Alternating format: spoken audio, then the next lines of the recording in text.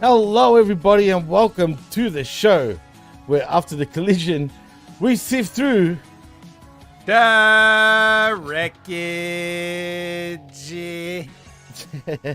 the wreckage. That's right. I am your host. Biggest party of the summer, Jimmy T, last night, and it was collision all the way, baby.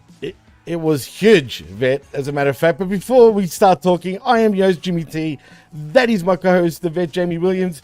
And yes, it was the biggest party of the summer. Not really SummerSlam, but Collision in Texas, in that video game hall, whatever the hell it is.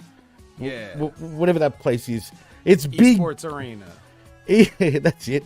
Esports Arena is big money in a big place like Texas. Nothing screams big like Collision, baby. That's right. Can't get any bigger. And boy, was it a big dump of... you know what? I didn't think it was that bad, with all things considering. Yeah, believe it or not. I actually thought it was half decent. But there is still a lot of sifting to do, though, Vet, in saying that. Because I'm sick of certain things that this company and this show... And I want to actually point out one thing when we do get into it. My significant other came up with a great idea, and I actually agree with it. But we'll get to that when we do get to that. But before we do sift through this wreckage, there is a lot of news to talk about, Vet, funny enough. All right. And I don't even know where to begin. But let's begin with all the rah-rah between TK and good old Shane O'Mac. Yeah, I mean, what do you think? I mean, some people think it's conspiracy. I mean, our very own Bin Hamin yelled at him, who also, I've already congratulated him, but I'll congratulate him again on this very show. Congratulations on being inducted, I believe, this Friday in the Independent Wrestling Hall of Fame. Yalla. It's the Independent Wrestling Hall of Fame? Yeah, no shit. I kid you not. I thought it was just the Immortal Hall of Fame, but it's the Independent Wrestling Hall of Fame, you said. Well, that's how they put it. I didn't even hear Immortal Wrestling, so yeah. Well, whatever it is, congratulations. I mean, Bin Hamin is certainly, like, it's not that he hasn't been, like, working hard and being hardly recognized for his hard work all these years, so it's nice when he gets that recognition. He definitely deserves it. Oh, absolutely, he does deserve it. And I'm sure, and I've said this already a few times, go check out the Friday locker room. It was pretty tense from our very own MSG, who pretty much said what he said, and it was something else. Yeah, he lit the fuse all right, and that's another thing, actually, about light the fuse. But we'll talk about that later on. I mean, what do you think of his comments, actually, man? I thought... Like, he's right on a lot of things. I'm talking about MSG, what he said about Bin on the Friday locker room, if you checked it out or not. But it was controversial to say the least, but at the same time, you know what I mean? He said what a lot of people probably wanted to say also, you know what I mean? So it was a passionate promo, put it that way. And if anyone hasn't checked it out, go check it out once again on the Friday locker room, because I can't give it justice. Yeah, you gotta see. Well, I mean, anybody that follows the stuff we do, like, it's been reposted and, you know, the clip has been out there. So, like, a lot of people have probably seen it. But basically, you know, MSG has an impassioned, cuts an impassioned promo about how, you know, like, with everything that's going on, you can't even give this guy a meeting, you know, which, and I understand, like, how he feels. I understand the frustration. And like, even with that being said, though, this is just to put it, like, I could talk about this for a long time, and I'm not going to. What I'm going to say, I'm just going to boil it down to the simplest things that everybody can understand. I know why he's not getting those meetings and those calls. He knows why he's not getting those meetings and those calls. And it's the same reason that I told him, whether we talk, you know, privately or on the Monday locker room or anything. It's what I've told him. It's just like, the people in the wrestling business are not interested in ideas. That the moment I realized that is the day that I walked away. When I realized that no one is interested in ideas, that's when I walked away. It's very simple. Ben Hamin has a million ideas. You could say what you want about what you think of his ideas, but they don't want ideas. Okay? They don't think no wrestling company is going to say, "Hey, we need help." Unless apparently it's Rocky Mountain Pro and Matt Yaden and those guys. But like other than that, nobody else is going to say, "Hey, we need help." They all think they've got it. They want the people they already have working for them to come up with the things that they need to go forward, to improve, to expand their business. They don't want to bring in somebody else, especially, like, I mean, Ben Hamin knows the bed that he made and he's got a lie in it. He knows that. We've discussed this. I'm not talking out of school. I'm not talking behind his back. These are things, everything I'm saying is things I've discussed with him. So it's not like I'm, agreeing with anybody that doesn't want to give him a meeting. Even if I was working with Ben, if we worked on some project together, we would probably butt heads all the time because I don't see eye to eye with his creative ideas. But that's beside the point. I would still want him to come up with shit, or I would use him in a different way because he's so valuable and the way his mind works. Nobody, there's very few people I've ever met on planet Earth that their minds work as fast and as sharp as his. Even if he's misguided about some things or misinformed, or he goes off on his own narratives, but his mind is still sharp and fast, and he's an incredible guy. So absolutely. Anybody could use him, but the reason they're not is just like I said, nobody's going to say, "Oh, we need help. Who can we call?" Like, they don't think like that. And furthermore, like I said, just to boil it simply down, they're not interested in ideas, especially not the WWE. They don't need any ideas. They don't need you. They don't need me. They don't need anybody. In their mind. This isn't the perception of the fans. It's just... No, it's an ego thing probably too. Right. So. Unfortunately, it is what it is, the business. But can I ask you one question? It's probably a little controversial, but I'll ask it anyway. But do you feel friends in the business, right, should help friends trying to get into like one of the big leagues, say? Or do you think it's not their job to do so? Both. Ah, interesting. Good answer. That's a good answer. No, really. And the reason why is, here's the thing, like, everybody that's a friend of somebody is in a different position to help. Right. Right? No, you're right. Absolutely. So if they bring in, I won't name any names, but let's say... Hence why I said what I said the way I said it. Right. Well, even if you think some names are obvious, some aren't. Right. But it's like everybody's on a totem pole at a different height. So nobody, I don't know that anybody that is in a position to where they could just say, "Hey, what about this guy?" And nobody already know who. They'll be like, "Oh, that guy." Look, people know who Ben Hamin is. There's a reason why they do. Right. No, for real. And even if they don't know anything about him, they're aware of him in a sense of, if nothing else, that he's hitched his wagon to Russo, who's in the same position.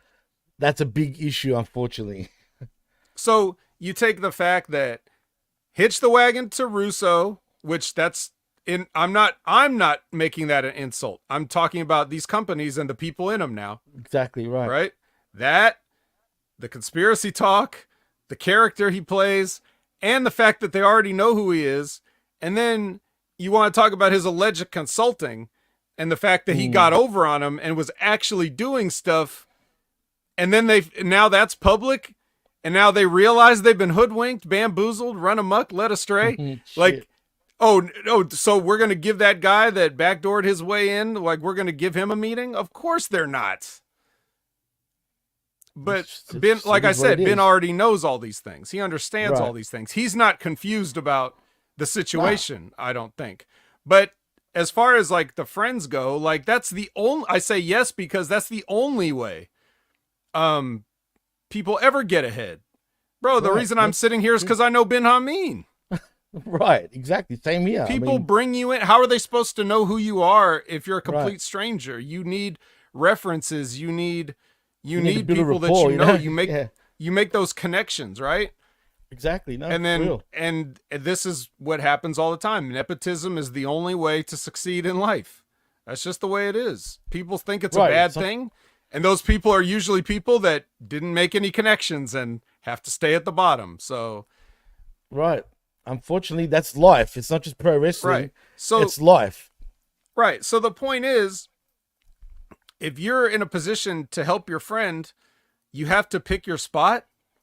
But if your friend is a powder keg, then you're only endangering your standing in the company. You're not helping your friend. Right. You know, and he knows that. He knows that. So that's why we are where we are. It's unfortunate, but you know, that's just where we stand right now. And that's the best explanation anyone's put it. Like the way you put it there, Vet, was perfectly said, man. So I applaud you for that. And it is what it is. If people don't like it, it's just like I said, it's life. It's like the old saying, it's not what you know, it's who you know, right? So exactly. It's just, it is what it is. But I appreciate your response about that because that was a great response. And it was different to what everybody else, you know, was saying. So I actually like that a lot. But anyway, in saying that, congratulations once again to Ben on making, you know, I don't know if it's the Immortal Hall of Fame. They were saying it was Independent Hall of Fame. Somebody's recognizing him, damn it. Someone's recognizing him, right? So whatever it is, it's a Hall of Fame, no less. And it's on Friday, I believe, this coming week. And it could possibly be live right here on Hamin Media Group and also on channelattitude.com. Yeah, so really? Hopefully it is. And if it is, we can all get to watch it and, you know, praise Allah himself in Ben Hamin. So congratulations once again, my friend. You deserved it and you've earned it, more importantly. But anyway, let's get back into the news, though, Vet. Okay.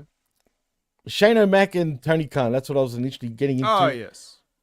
What do you think about all the hoorah with all this? Is it a conspiracy on WWE's behalf? And when I say conspiracy, you know, is Vince and Shane, Stephanie and Triple H really on the same page deep down? Is this a way of trying to take AEW from underneath Tony, you know, to infiltrate? Because I wouldn't trust Shane, regardless if he's talking to his daddy or not, right? You're telling me, I know it's ridiculous. It sounds ridiculous, right? But you put it this way, if you're Tony, right, TK, and, you know, Shane, apparently through a mutual friend, apparently it's Mercedes Moné, she's the one that claims it, but I don't know how true that is.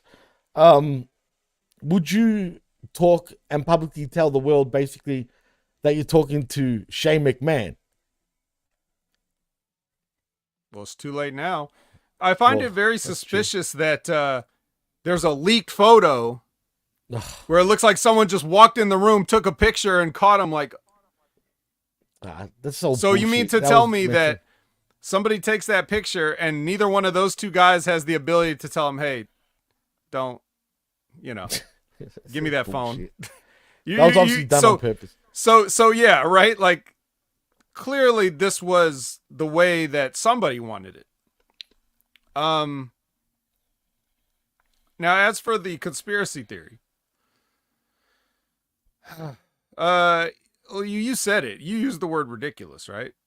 It is. It sounds like something that somebody would make up for a movie or TV show. Absolutely. And the reason why I'm saying that, this is Ben's opinion, is pretty much what I'm alluding to. This is what he said on the Friday locker room. And I found that interesting, and hence why I'm asking you that question. Is it, you know, is it what it is, or is it a conspiracy? You know what I mean? Well, you know, that's one of the things I do disagree with Ben about, as far as like, he will die on the hill that Vince McMahon is still there, like doing stuff. And even if I wanted to go along with this, I just have to ask, so wait a minute. You mean to tell me that Vince McMahon wants to own a wrestling company but he's going to sell the one that he had. Yeah, But that doesn't make I'm going to sense, sell right. I'm going to sell WWE, and I will have nothing to do, like I'm putting my hands up, like I don't own, like I still own some shares, but like, and I'm selling the company. I'm selling my company to another company, but yet I'm going to be calling Bruce Pritchard on the phone and telling him to make changes to the Monday Night Raw format. Like, he's got other things to worry about, I think, at this point, than like if somebody's, saying coward on TV or whatever. Like, I just, it's if that is even remotely the case, this man is more insane than I would have ever given him credit for. Like, you got to worry. First of all, you got to worry about just, not shriveling up and dying. Then you got to worry about this pending lawsuit. Right. You got a lot of shit to worry about before you worry about the verbiage on Monday Night Raw and Friday Night SmackDown, that you're trying to control that shit. If you wanted to control it, why'd you sell it? No one asked you.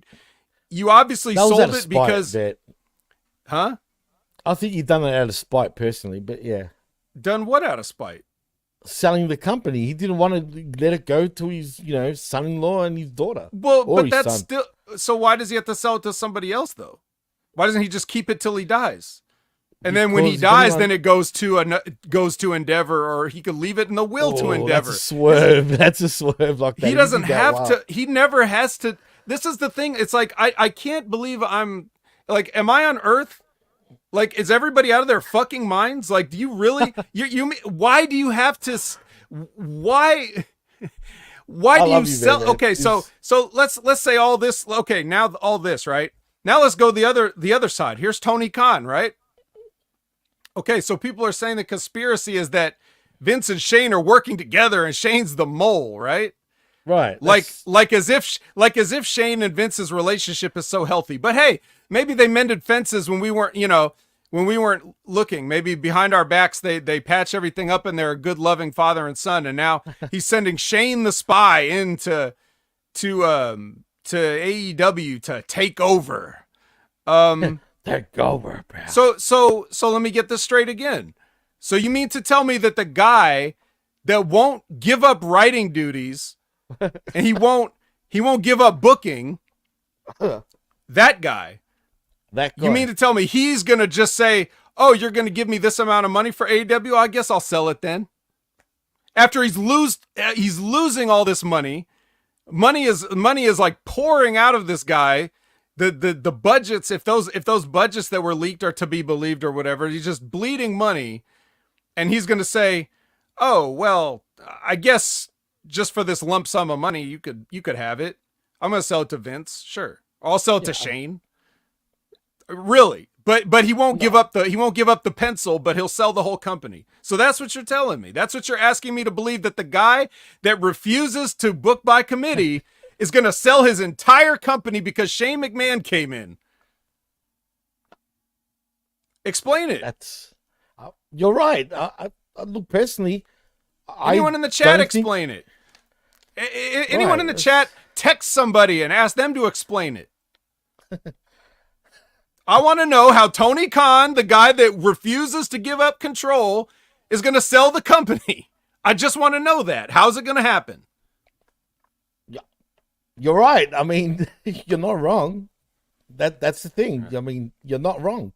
All right, I've calmed down. I can't see that. Right. Yeah, see, USA, I know that makes you even more angry. Anyone that tells me to USA, just pisses me off. But really, it's okay, Vet. Just, calm down. It's all good. But 100%, you're right. And Labrat says in the chat, if anything, TK would be trying to buy his Holy Grail Shane action figure. Right. Yeah, if anybody's working somebody, it's him flexing that he's got a McMahon under contract. That's what's trying to happen here. Well, Radio Face, thank you for joining us, wherever you are, says you create a board and put Tony on it. But what board are you talking here? Are we talking about a game board? An actual... I'm just saying, because you can't put it past him doing that either. Or are we talking about the board, with the company? Either way... No, a barbed wire board. Or that board, It's yeah. right. It's under the ring, for Yeah, blood and guts. blood and guts. You took the words out of my mouth. Absolutely. Look, you're right. I just thought I wanted your opinion because even when I heard it, I kind of scoffed at it at first. I'm like, what? No, come on. But you know what? It's good to talk about it. Look, it's interesting either way.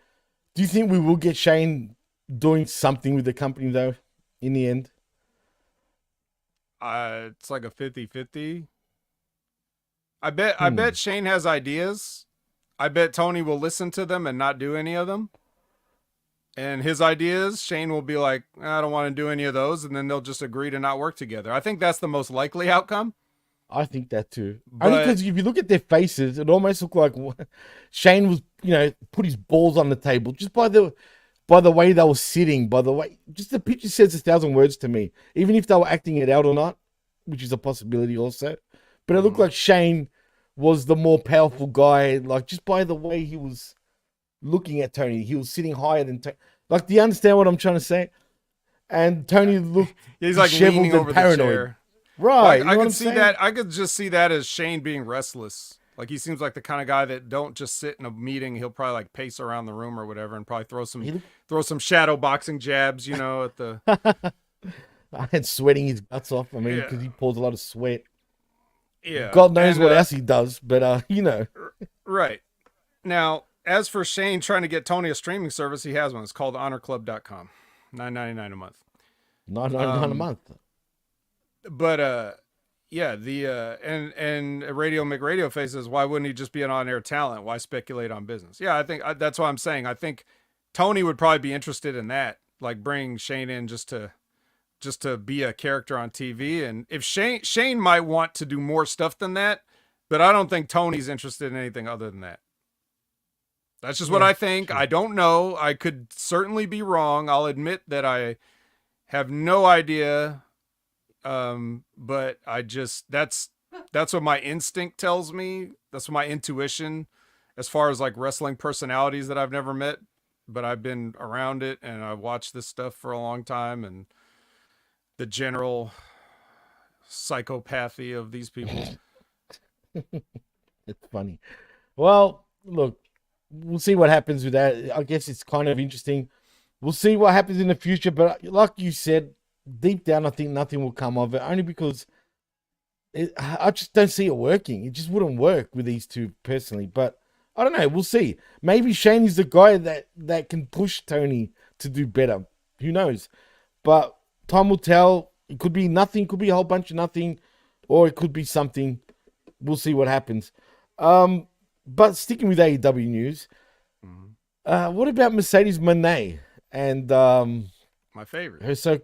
Well, yeah, she's Money. But nothing surprises me with this woman about her getting her divorce with Mikaze, whatever his name is, what he's known with in WWE or known as.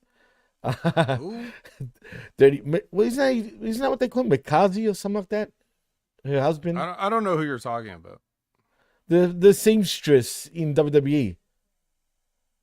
Well, if it's a man, it's a seamster, right? Well, yeah. Oh, yeah, that's a good point. Right. And apparently, she was married to him. And this is the same guy that apparently she didn't like what he was doing for her, which she threw him under the bus about 2 weeks ago, which is wrong, in my opinion. And next thing you know it, they're getting a divorce, and apparently they've been split for the last 4 years. Man, it took long enough. I'm surprised it's been only 4 years. It's crazy. You're supposed to trade up immediately. Like the minute you start being a somebody, you're supposed to dump that person. You should have seen the guy Beth Phoenix was married to when she came to OVW. Jesus Christ. No. What, was he really? Really? Wow, that's interesting. Well, now she's with Edge, so I guess she's upgraded. But yeah. Vince Dirty McMahon, I swear Vince has been a ball breaker on all our shows the last 24 hours. But he's talking about me again. There, pal. Vince, stop stalking us, please. Stop shitting on everybody. Yeah, stop it. Just stop it right now, Vince. Please. Please. Enough. Right. Enough. But anyway, I just find it real phony now. How can she be I know she's a heel now, I guess, right? But she needs to sort of shut the fuck up a little bit. Stop saying certain things that's going to get you hate in the opposite sort of direction. Because she comes across very unlikable as a person with certain shit and certain things she says. Mind you, she was crying about it on top of that. If you feel he's such a nice guy, then why the fuck are you divorcing him? Clearly, you don't like I bet, I'm telling you, I wouldn't be surprised if they never even had sex, man. That whole time they were married. I am dead serious, man. Yeah, I don't know what that marriage. I don't know what that marriage was all about. But she even alluded to that Vince even wanted them together. Do you know what I mean? Which is kind of weird. Like, why would she say that? Like, I felt like that's kind of strange. Like, she couldn't break up with him at a certain point because they're both in WWE, and Vince seemed like he was pushing him to stay together and whatnot. And I'm like, how weird is that? That is very weird. So I don't know what to think, but at the end of the day, it doesn't surprise me. Put it that way. Hey, look, she's the CEO, okay? She can do what she wants. She sure can. I mean, yeah, I'm not gonna tell her to shut up a little bit. You just keep yapping. You keep yapping, Mercedes. All right, you let all these marks cry about it, and you just keep being the CEO. CEO. Yeah, she can go with Sammy now. It'll be consensual now. I mean, hey, it's not a coincidence. I know we saw Sammy back now, right? It seems. But he ain't going to be on the same show that Mercedes is on. Have you noticed the trend here? The second Mercedes debuted, he was off television. I don't believe in coincidences. Undisclosed suspension. Again, right. And again, now, I don't think we ever see him on Dynamite ever again until, I guess, until she's not on the show.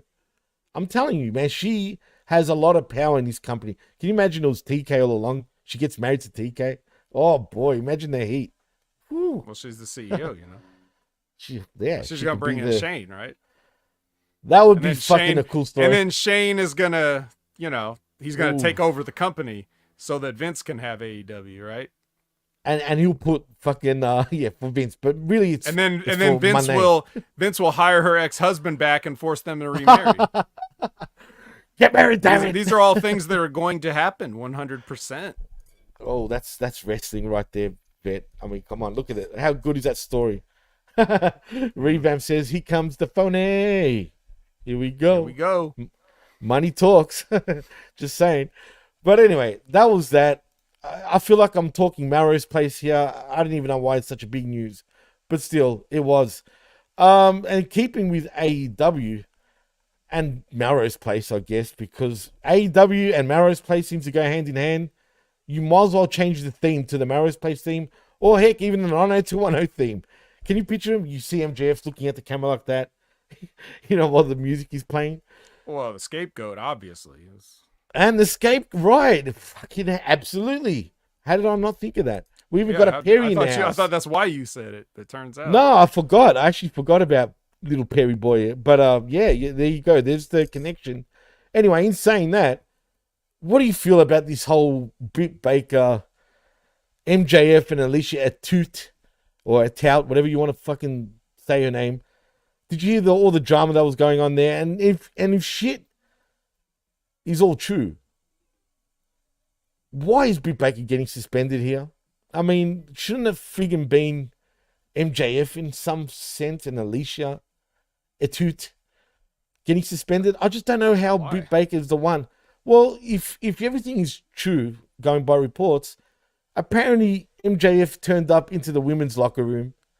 Obviously, I'm assuming not just Britt Baker, but Britt Baker's, you know, the voice of the women, it seems, in AEW, you know, didn't like what they saw, and I don't blame him. Why is there a male in there in the first place? And then, you know, basically it starts a little bit of a war between Alicia and Britt, and I assume other women. Shit hits the fan, and now apparently we've got Britt Baker being suspended. Well, what the hell's going on? The only thing I heard was that Britt was talking in that locker room, and Alicia told MJF what she said. I don't know about MJF going in a locker room. I didn't hear that part of it. But, well, apparently that was the case. Yeah. Well, I don't know. So again, yeah, it's like we're commenting on this high school shit. Here's what I That's do what I'm know. saying, dude. It's ridiculous.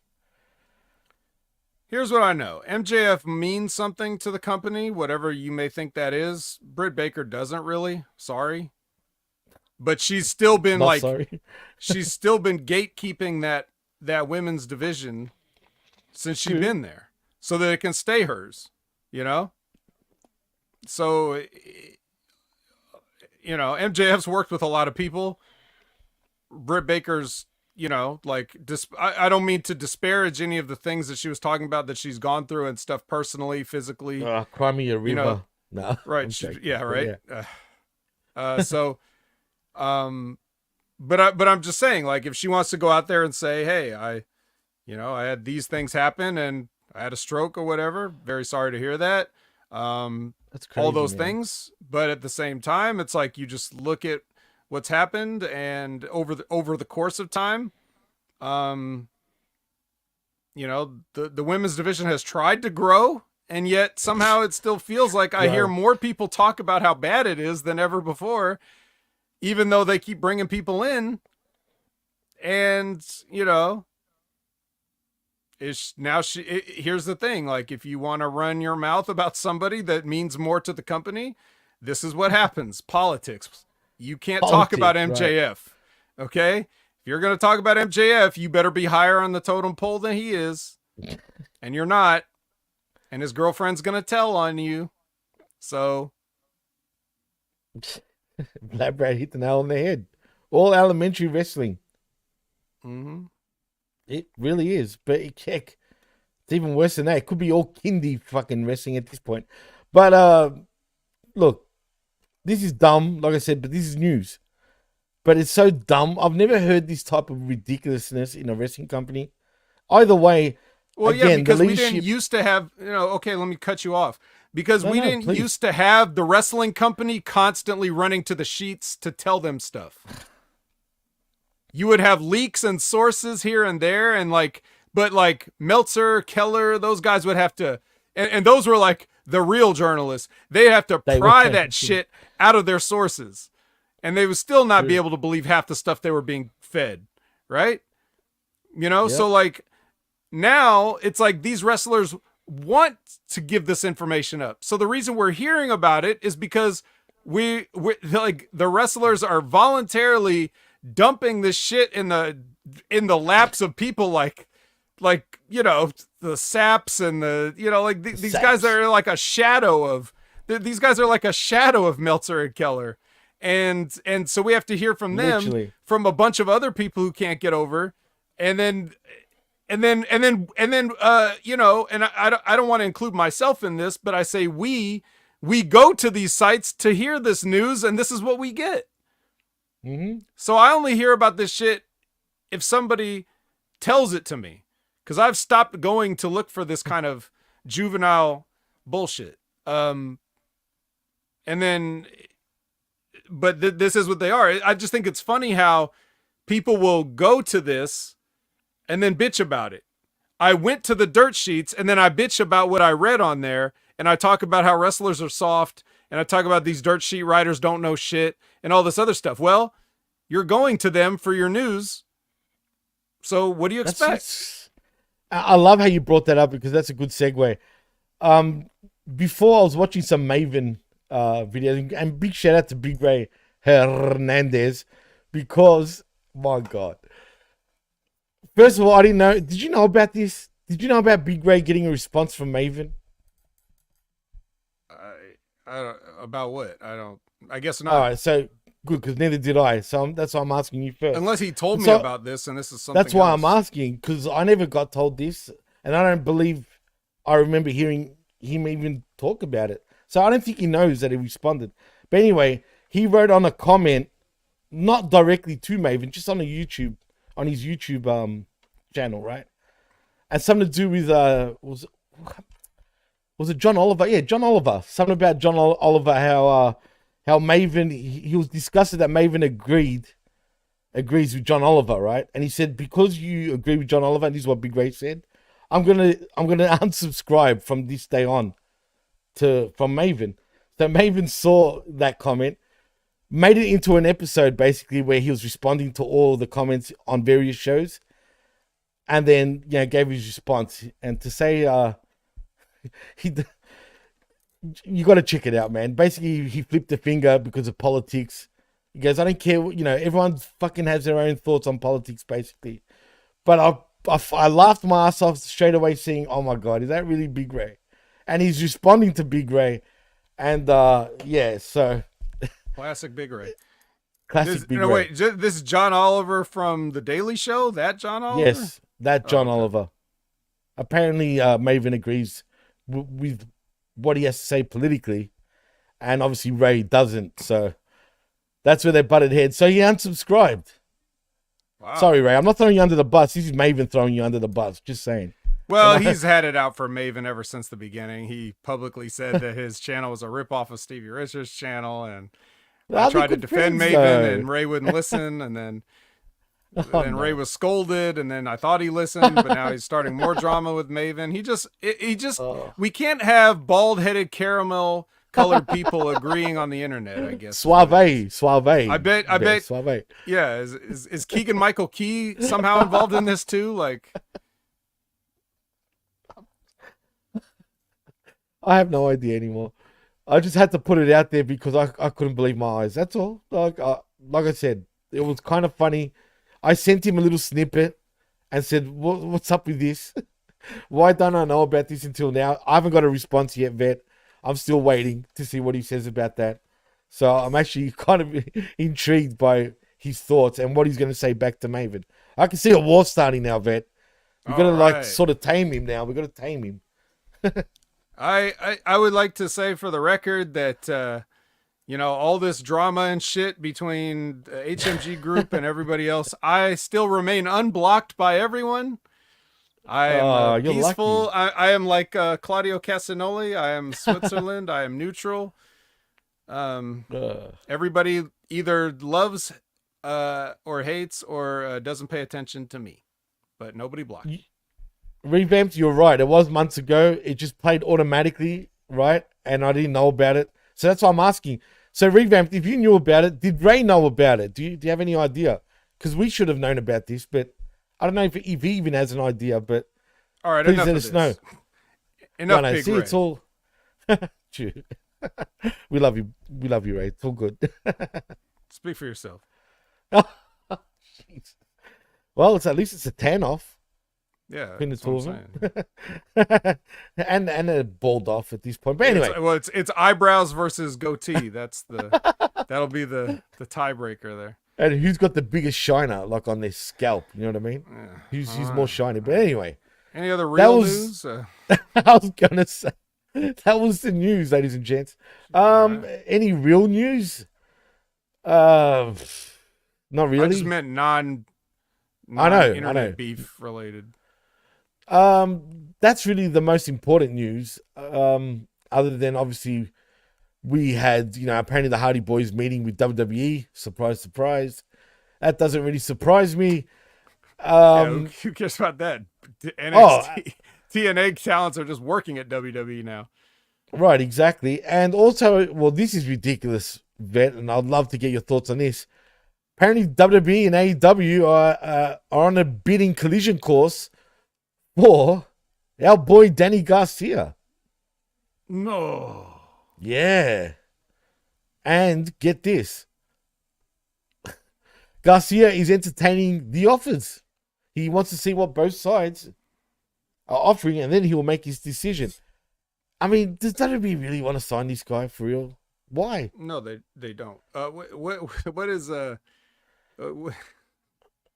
this is not a real story, right? Surely it's a real story, dude. I'm not kidding. This is real. This is all right. legit. Source. And if you say Fightful Select, we're done talking. Oh, I didn't see the source. The sauce could be pasta sauce. I mean, that could be the source. Oh, Chimperetta apparently he's getting neck surgery. So let me see. There's a whole bunch of little things here.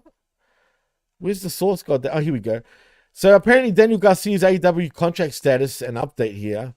As noted earlier, Daniel Garcia's contract with AEW is currently set to expire this fall.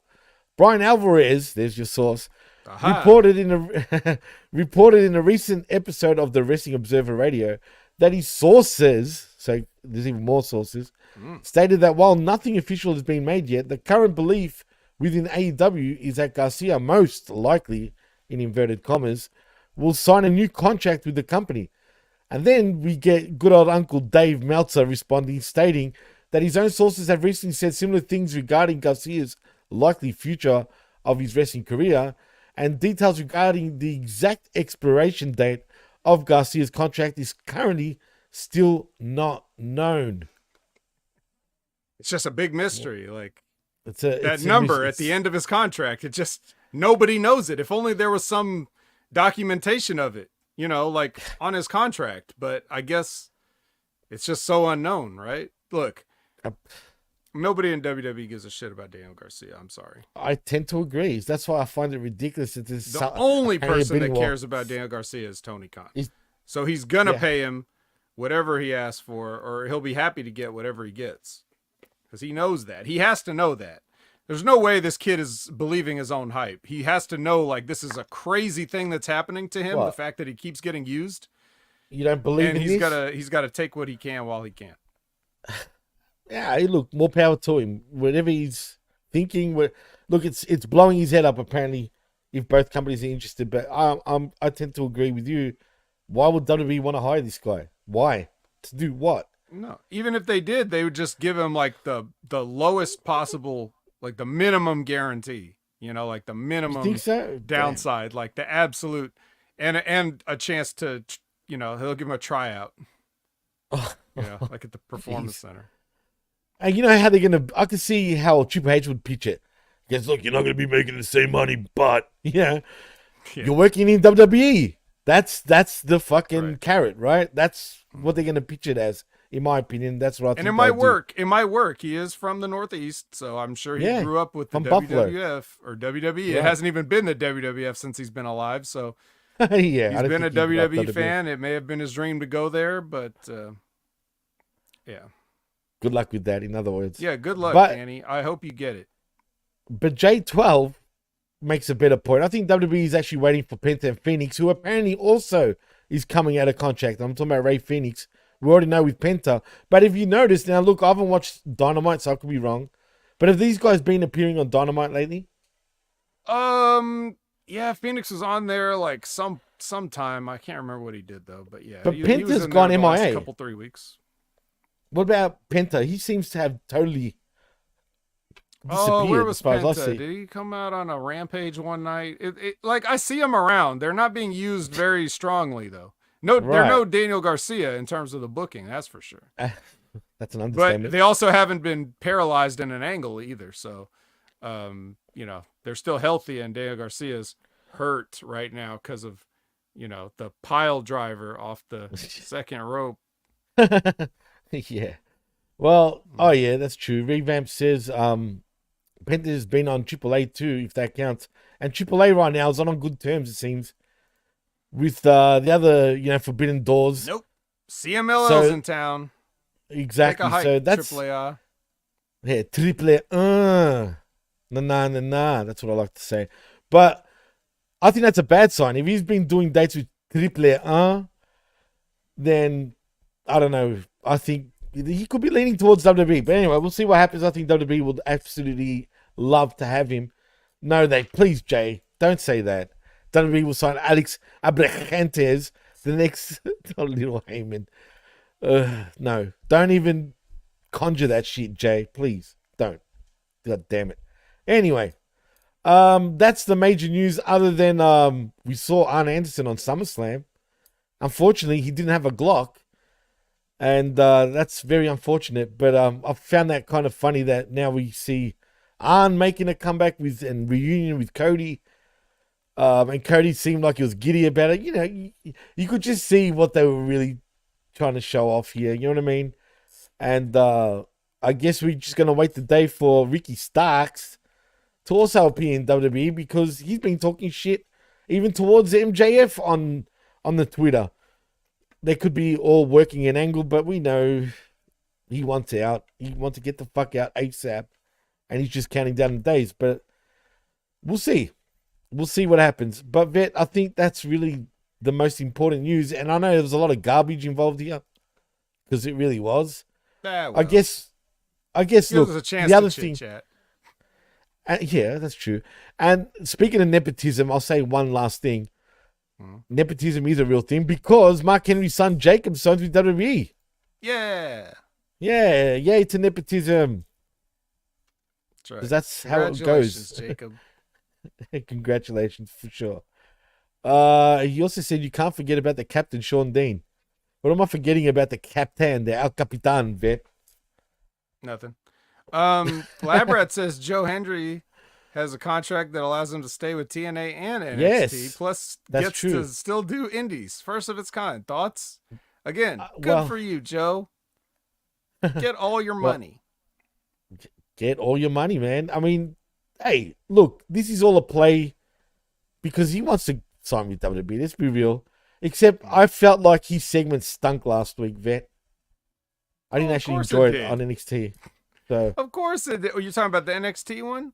The NXT one, not TNA one. Of course it sucked. It always sucks. Since when has anybody ever done a good sit in the ring with a guitar thing and had when has that ever turned out well? That's true. That's true. And I agree. If you but like you know that shit, that shit is corny as fuck. You're not a pro wrestling fan. Get out of here. Thank you. You know what? And before we start sifting, I want to ask you a serious question, man. I think it was us two talking about it. I could have been on another show. But before you ask the question, but I will say for Joe Hendry, that's okay because he is corny. That's the gimmick. It's not like he's trying to be super cool and he's corny. He said it out of his own mouth, which I already knew, but I'm just glad that he admitted it. He thought he was being a heel. And then the people just like it. Which, what did I say, Jimmy? Right, what do I always say now? How do you get over as a babyface in 2024? Being a fucking heel. Being a heel. So Joe Hendry thought he was being a douchebag heel and people liked it and now he's beloved. That's just what happens now. So it's okay if he's corny. And The Rock wasn't doing doing rock concerts when he was trying to get people to take him seriously as a babyface. That was only after he was like Hollywood Rock and he was doing that kind of bullshit, right? So he was trying to be a heel then. And it's okay to suck and be corny if you're a heel. And it's okay to suck and be corny if you're Joe Hendry and a babyface, but it's still your gimmick though. He makes corny music. So that's like saying, man, I just don't like Weird Al Yankovic. All he does is make parodies of other people's songs. Yeah, that's kind of what he does. Of course, that is the whole thing. Congratulations, Sherlock Holmes. You've solved it. You're on fire tonight, bro. So that leads to my question. And I can't remember if it was you and I talking about it. It could have been, like I said, I've been doing a lot of shows lately. So I can't remember who I was talking about it with. But in case it wasn't you, I'll ask you again if it was. Is wrestling right now, is our expectations, like is pro wrestling right now so bad in some ways, right? I do enjoy it, a lot of it, don't get me wrong. But is it so bad that now we're finding people like Joe Hendry? Because let's rewind. Imagine he was doing this type of gimmick in the 90s, even imagine the 80s. Everyone would hate his guts. Basically, Honky Tonk Man without the parody songs, if you know what I mean. Right. Would that really be over in those eras? But today, because as a massive heel, right? That's what I mean. Because he wouldn't be a cool babyface. That's not cool. No. You know what I mean? The definition of cool is not I believe in Joe Hendry or say his name and he'll fucking appear. You know what I'm saying? And I feel like our standard now of what's good and what's cool is so off with so many people. It just shows that these people that, no offense to anybody, I'm not saying I hate Joe Hendry. I don't, right? He's entertaining, right? But let's be real here, peeps. Is that really supposed to be cool? If we think that's cool, right, then we're a bunch of sad fucks. All of us. Like, really. We've got no coolness in us at all because we have no idea what cool is. You know what I'm saying? That's my issue with today's sort of wrestling, where we find shit like this and Toni Storm and her stupid gimmick at this point. I'm over. I'm done with that. Straight up, Vet. I am so done with that. You heard I'm him, done. guys. I'm fucking done. Is that the standard now that we're fucking setting? That's the friggin' bar now, dude. We're setting these bullshit bars and thinking that this is great stuff. But is it really? That's the thing, dude. You know what I mean? No. Yes. No, it's well, I'll put it to you real simply. We wanted to believe, not in Joe Hendry, but in wrestling. Wrestling just told us it was fake. So now everybody's grown up with it being fake their whole life, and obviously fake. And now it's so fake to the point that they'll put on WrestleMania and then they'll tell you, oh, here's how we came up with WrestleMania with The Rock and Cody Rhodes. Here's a special you can watch. We had to delay the special though, so we can make it extra fake by The Rock taking credit for everything and us trying to re-edit all this footage and everything. So but just so everybody knows, this is fake. And so the only thing you can do if you can't believe in what you're watching is you just have to, like Liz says, like things ironically. It's so bad that you're laughing at it because it's entertainingly bad or whatever. You don't even know what's good anymore to this point. And here's another aspect of it. We all grew up. That's it. Wrestling is for children. It's for babies and children. If you ever thought it was for men, that was like in the Luthez and Frank Gotch and like those days. Bro. You're killing me. That's when it was for men. This is for children. Ever since the WWF and Vince McMahon and toys and all that, it's been for children. And now you've outgrown it, and you've been outgrown it for like many, many years now. And we are a bunch of sad fucks, and that's just how it is. It's too bad. It's like, it's just, we're diseased. There's no cure for the disease. You just have to keep feeding it until you die. Like, you'll just still be complaining about wrestling when you're 80, 90, 100. Oh my God. When you're on your deathbed. When you're on your deathbed, they're going to put on a backstage skit that's so bad that you'll just flatline, and that'll be the end of it. Yeah, it's all our fault for continuing to watch wrestling. So 100%. Don't blame wrestling.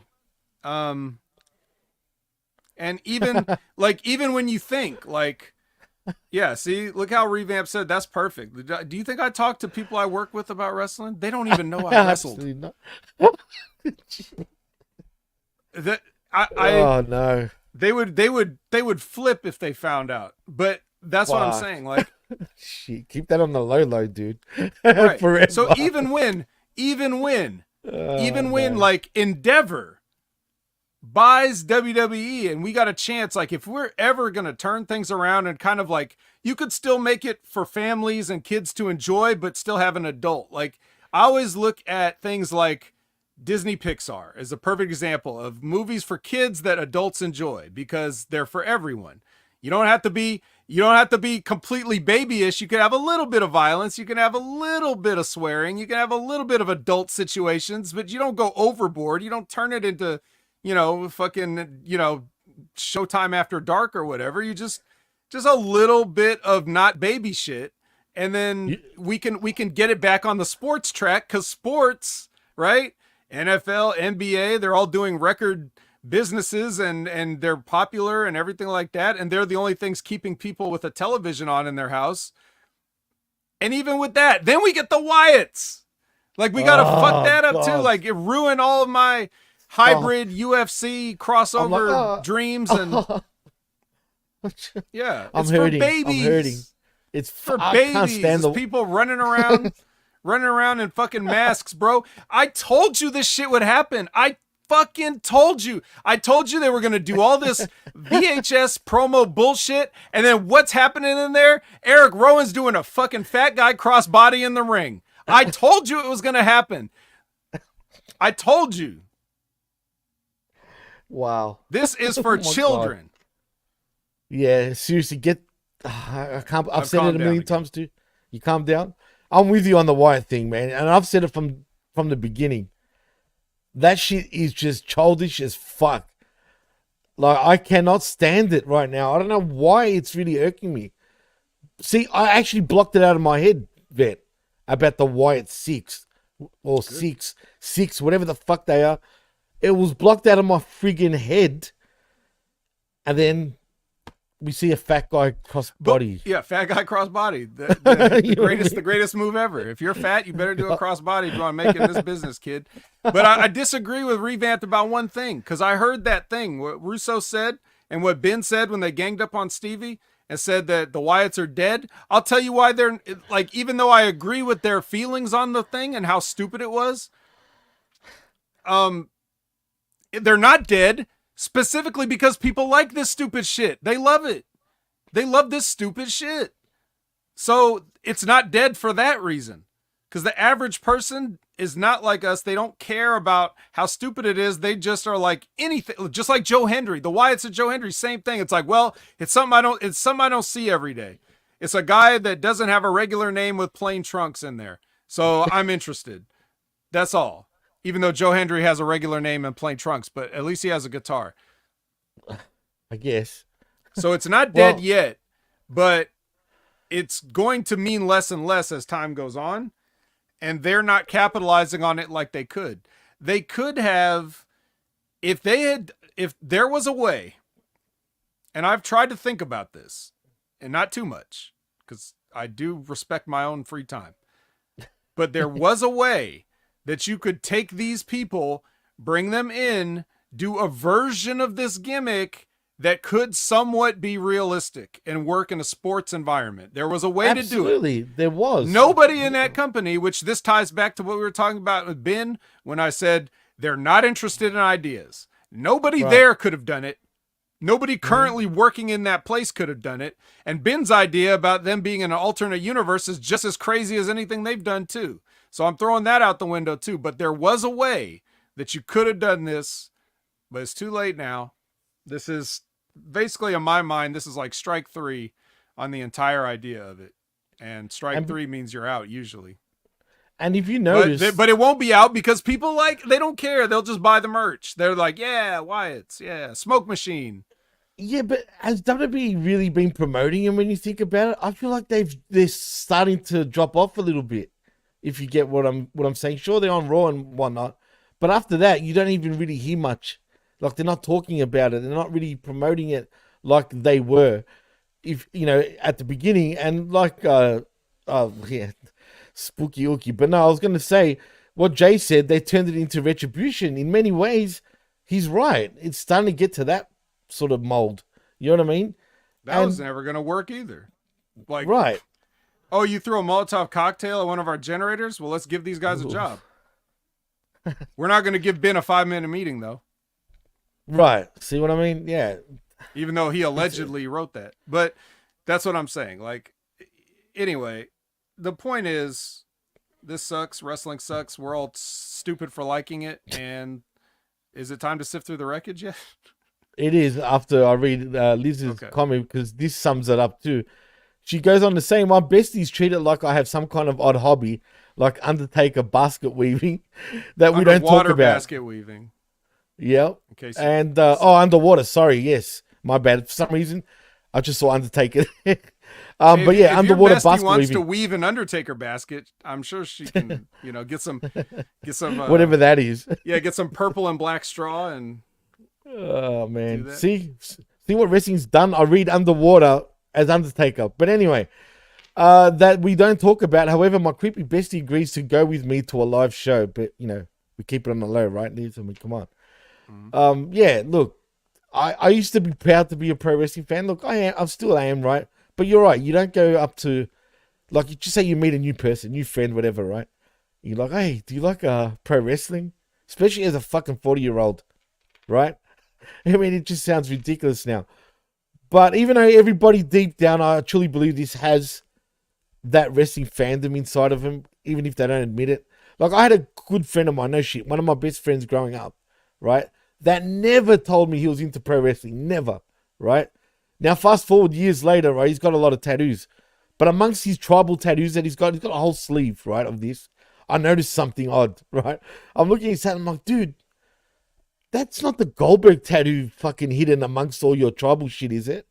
Right? Because I swear, it was like a shining beacon, right? He's like, huh? I go, dude, that's the Goldberg. He goes, Oh, yeah, all right. That was my first tattoo. I got the Goldberg tattoo because I didn't see him in years at one point. I'm like, so you were a fucking wrestling fan, dude, all this time, and you never told me? That should tell you something. So it is what it is. And like Revamp says no one ever, Jimmy. Yeah, it's true.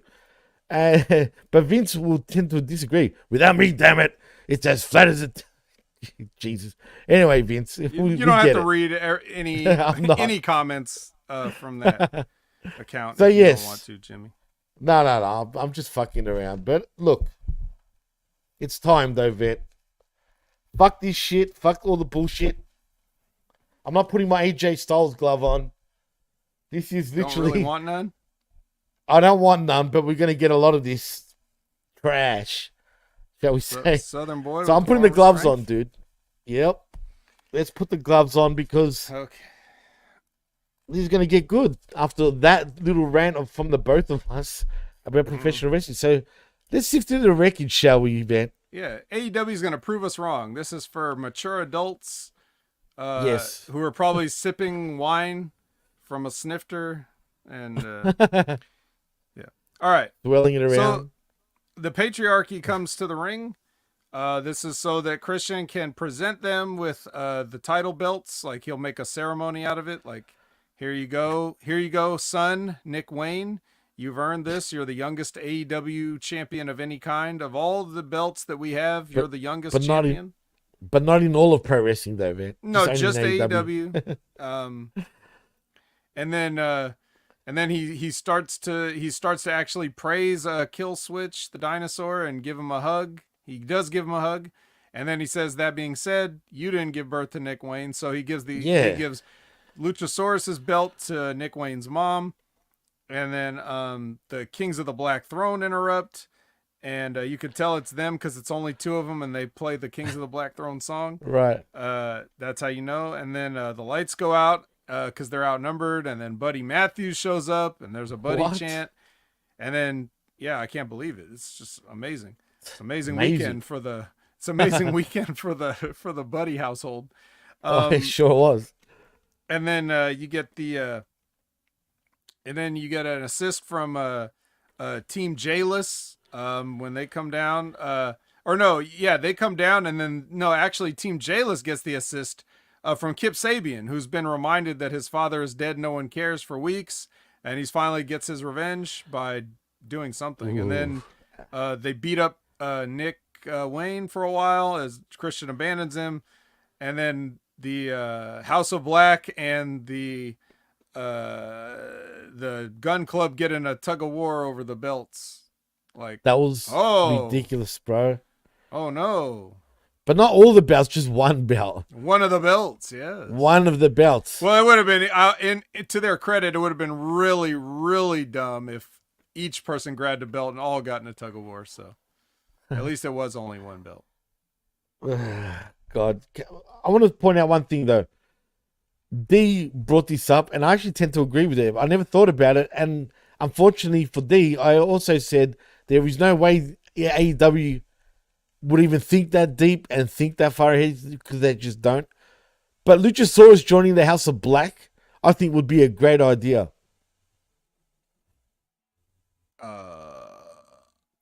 I'm going to go with a sure, why not on that. No, I'm being dead serious, right? Eventually, I mean, think about it. You want to make him into a killer, at least of sorts?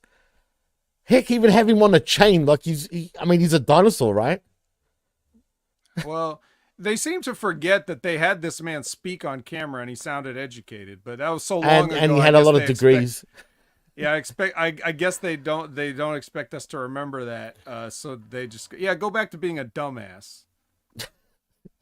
Well, I'm just saying, if you want to rejuvenate this guy, because clearly, he's going to turn on Christian eventually, right? And then what? Nothing. You know what I mean? Didn't he already turn on Christian and then turn back? He did, and then that went nowhere anyway. They must have, pulled it back a little bit. My point is, I actually didn't mind that idea because, A, it's different. B, it kind of would make sense if they treat it serious, though. Like I said, he can be that killer locked up. I know you want to puke. And believe me, I hate Luchasaurus. I can't stand the guy, right? Oh, But if you're going to save the guy somehow, right? which you're not. Maybe but you're not, right? And they won't do it. It's not going to happen anyway. Believe me. Yeah, and they won't. It won't happen. There's just no chance. And that's what I was saying to D.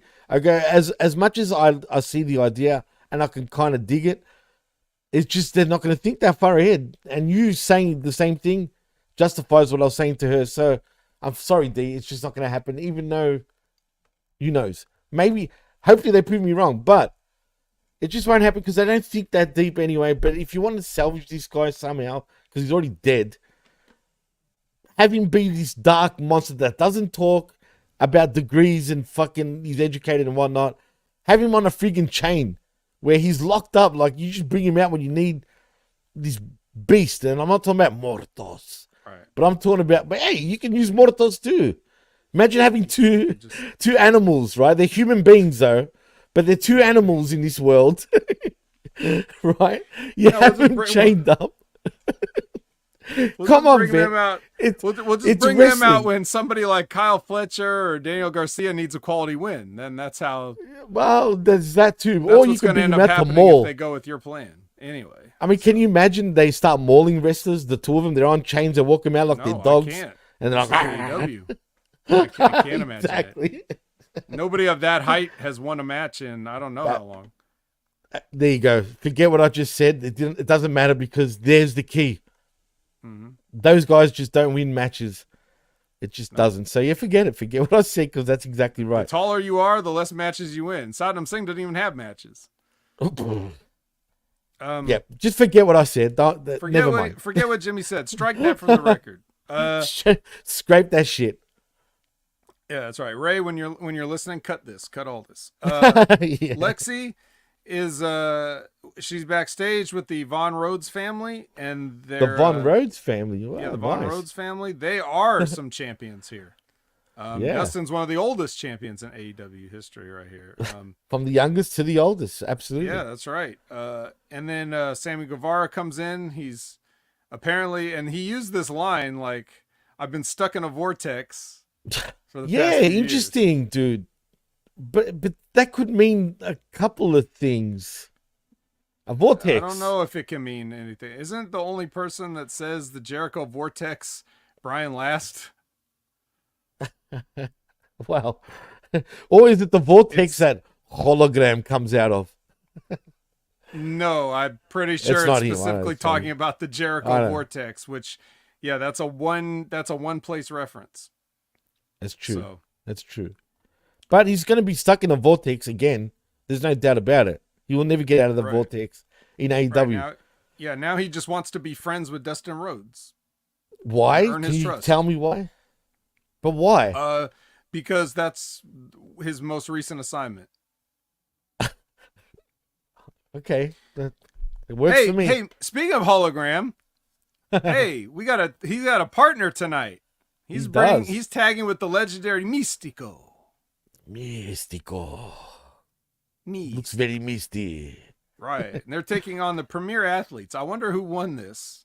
I wonder. I mean, I can say I wonder because I didn't really pay attention to a second of it. I assume it was exciting. Oh, you know what? Unfortunately for Hologram and Místico,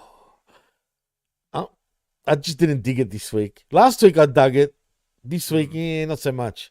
So and every other week, hologram can. Every other week, yeah, maybe. At this point, he's one every second week. He impresses me, but it's only been once so far, and 2 times he hasn't impressed me, Vet. So he's due next week, or he's in trouble. Is basically what you're saying. He's hologramming his head off if he doesn't impress me next week, but yeah. Like Labrat says, go Power Rangers, and might as well bring him in. Mm-hmm. Why not? Right. Have the Green Ranger come back from the dead, play the flute, and then hologram can come out. Mm-hmm. Yeah. Well, we could get a whole team of putties, and I still don't think Brian Cage would win the match. No. But we'll get to him later. Yeah. So they hit a bunch of flying moves on the premier athletes, and they won. A whole bunch of flying moves. We get a recap of Bryan Danielson's retirement promise. So this could be a way for him to just step away for good now. Do you think that's gonna happen? Like, is he being legit? Let's say I hope so, because look, if you're asking me, like, if I'm trying to look at what Bryan Danielson is really doing here, if I'm Bryan Danielson and I love the business as much as I claim to love the business, and I love wrestling as much as I claim to love wrestling, there is no way I'm walking out of Wembley without putting Swerve over. Like, you have to put him over. You go out, you try to do something for somebody else. That's the tradition.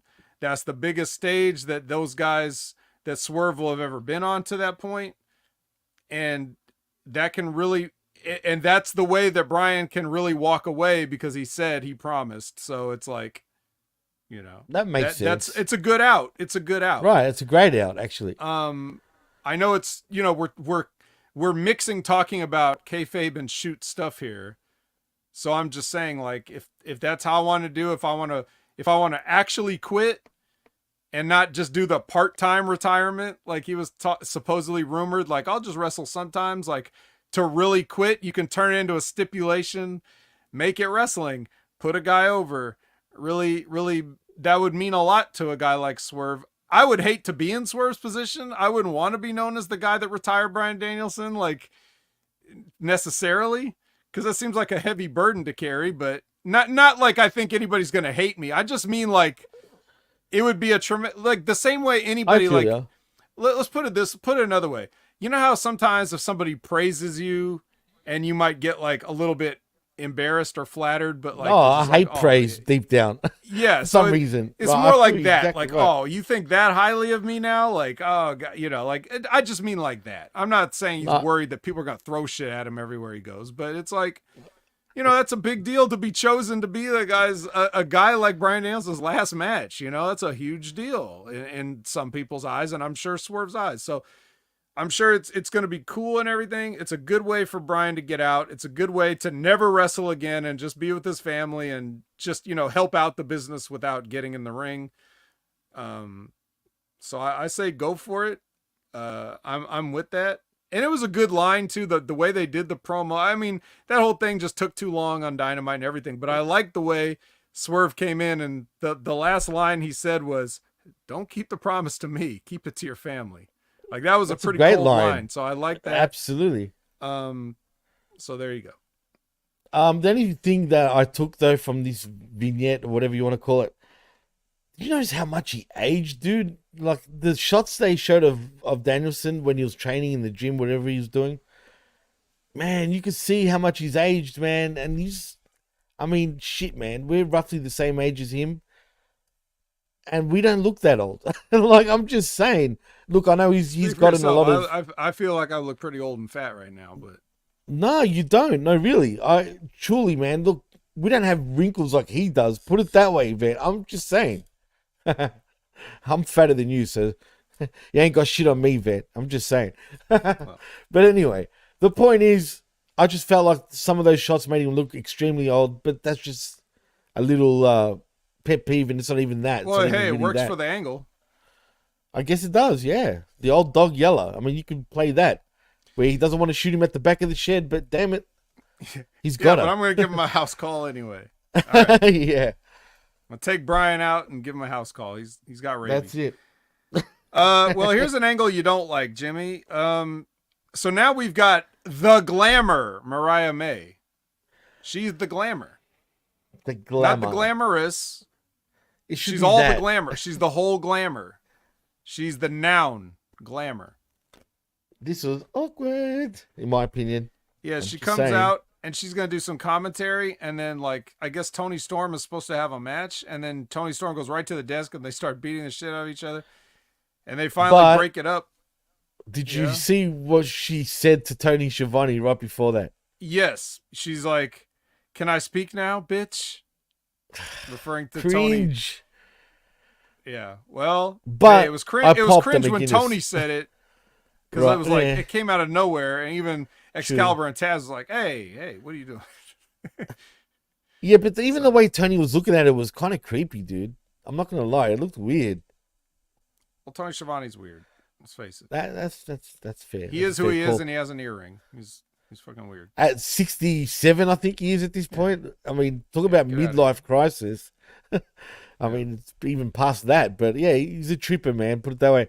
But McGuinness though made me laugh because the way he reacted, it's like he wasn't expecting Mariah May to say what she said, and he almost fell on the floor. That kind of made me laugh. But then, like you said, we see Tony coming out in her ridiculous garb. What the fuck was she wearing? I don't know, but she's supposed to have a match. I didn't even get the name of her opponent. She went down. Who the fuck was that, bro?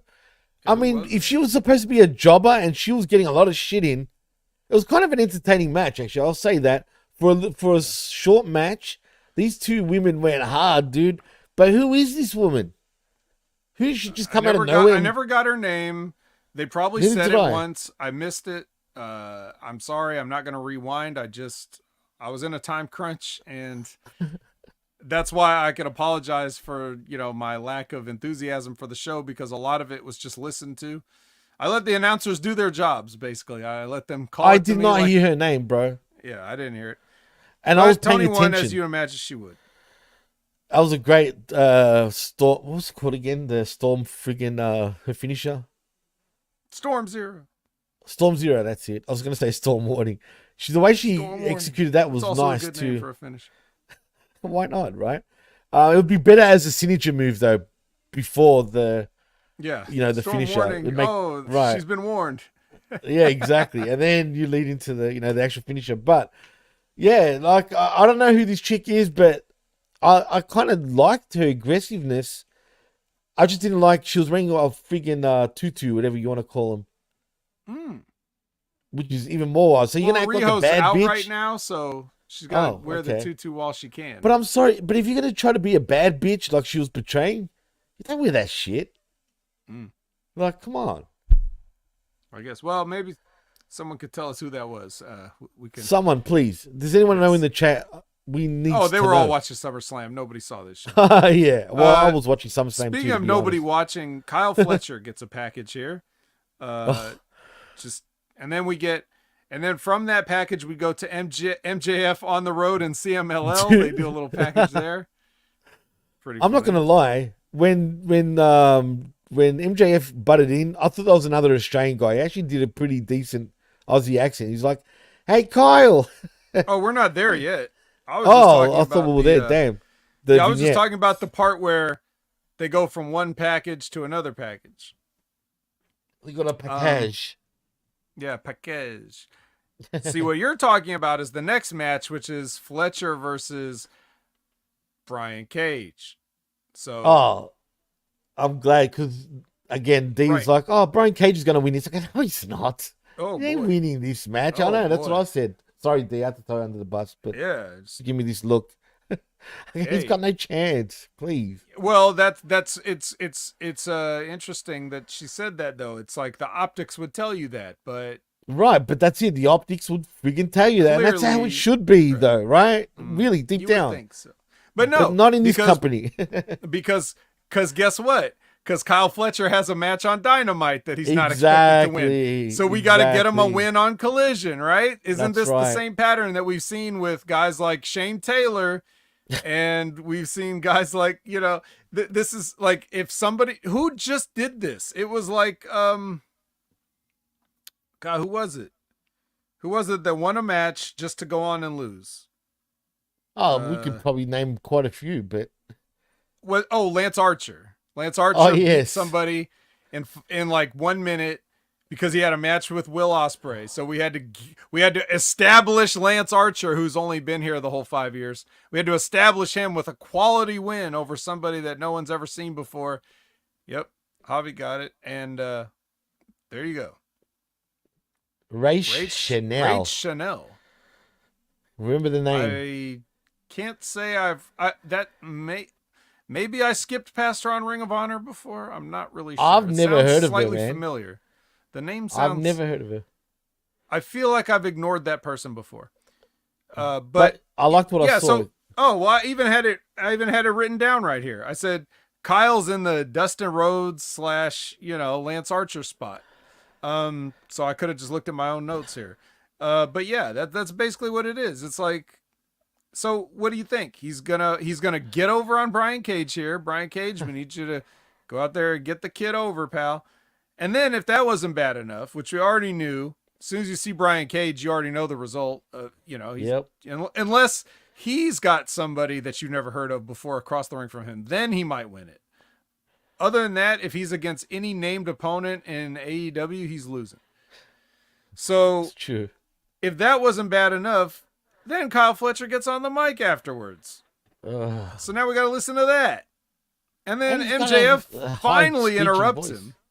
Right. And he gets on screen, and then he says, all right, Kyle, I'll give you the eliminator match. If you can beat me, I'll give you so of course you got a 50-50 chance. Either he'll beat MJF and then lose the title match, or he'll just lose the eliminator. And that's probably what I would do if I had to do it. I would just cancel the match and put on something else good. But I'd have MJF wrestle a 2-hour match rather than a 5-minute match with Kyle Fletcher. But Well, it is what it is. But what's up with this, the American hero, MJF? I'm getting Kurt Angle vibes, dude. Come on. Kurt Jacob Friedman. Kurt Jacob Freeman. All we need now is for him to bring in Kurt Angle as the guy in his corner. That would make things kind of funny and interesting, I guess. But I don't like this. Doesn't he always sort of, he's always saying, the Jew boy. Now he's the All-American MJF. You know what I mean? Like, proudly waving the flag. I just don't buy this shit. You can't be from America if... No, you can. Obviously, it doesn't matter about your religion, but he tends to point that out a lot. And since when does he? That was during his ill-advised babyface run. Now it's time for back to heel MJF like that never happened. Let's pretend that never happened, just like Luchasaurus never spoke. Let's just, Maxwell Justice Friedman. Perfect. There you go. Yep. I'm the foreign invader, apparently. That made me laugh. An Australian being a foreign invader. Can you believe it? Yeah. But he loves America. You heard his promo on Dynamite. USA all the way. Right. So we get another Bryan Danielson package where he's talking about this is like him training and stuff.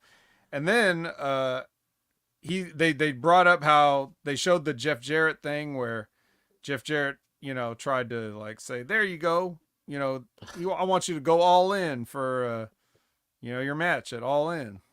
And then he's like, so now he's going to have a match with Jeff Jarrett, apparently. So Jeff, Cool. The whole Jeff group is there with Renee. And Jeff cuts a wrestling promo, and talking about how it's going to be no DQ. Tennessee wrestling was hardcore before it was called hardcore, all this stuff. So no DQ, pal. On Dynamite. Was it Memphis hardcore first before Tennessee? Just saying. Memphis is actually in Tennessee, Jimmy. It is in Tennessee. You're right. That's true. Sorry, my bad. Memphis, Tennessee. Right. How dumb did I just sound? But technically, Memphis is what is what made it popular in many ways in Tennessee. All right. But yeah, I guess it's the same thing either way. Yeah. And then Onita had to do his excursion there, and then he ruined wrestling forever. Come on. Next is Claudio Castagnoli versus Lee Moriarty. Lee Moriarty, the pure Ring of Honor pure champion. He finally won one of the belts, Jimmy. Lee Moriarty. Pure horseshit style. Bro. Well, I didn't see it.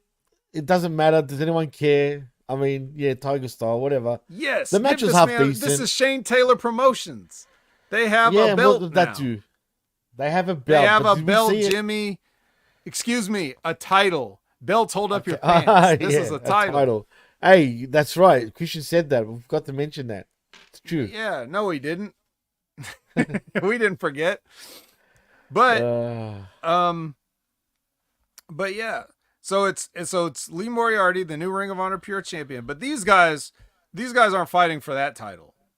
Also, they have Tomohiro Ishii in there, but they're not. This is a triple threat match, but it's not for Lee Moriarty's title. They are looking to see who's going to be the number one contender to the Continental Champion. Is this still a Continental Championship?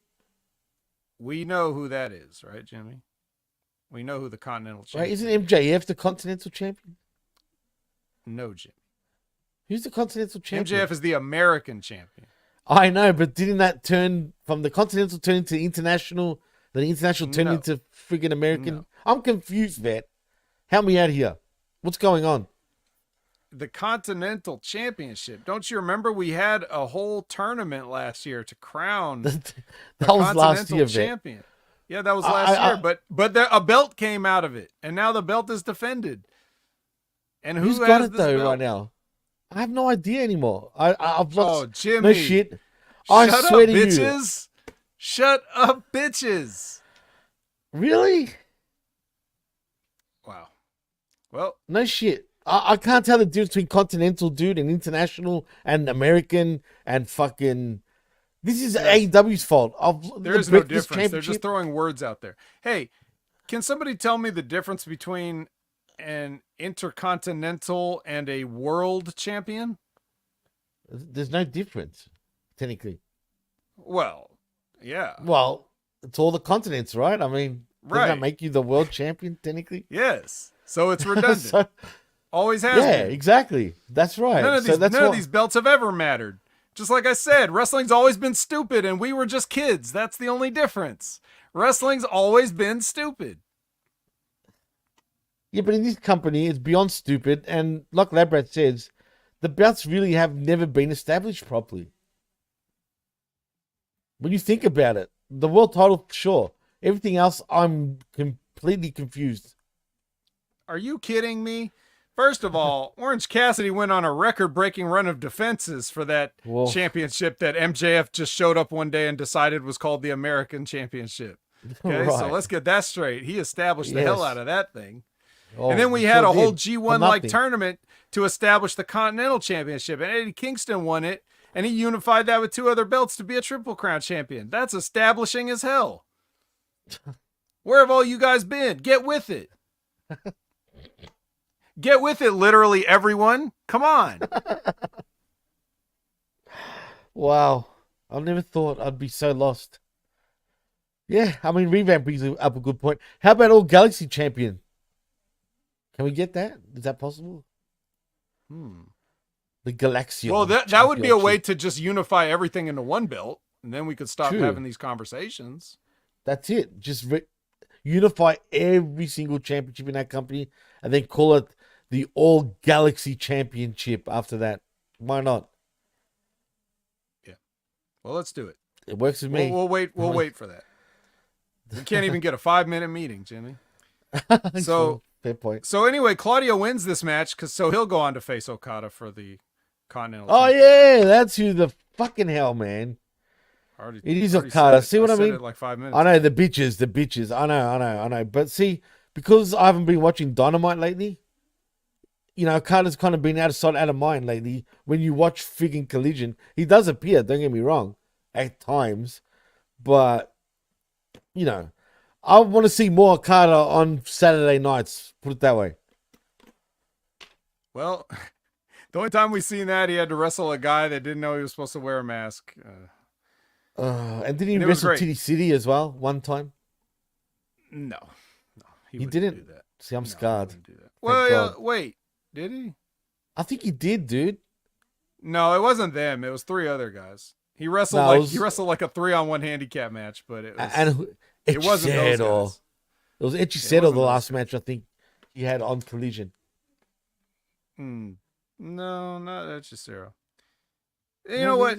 Before Jimmy embarrasses himself any further, let's just move on to the next segment, which I'm sure he loved.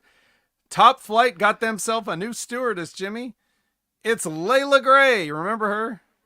Is that Layla Gray? Wow. Yep. Wasn't she in OVW just recently?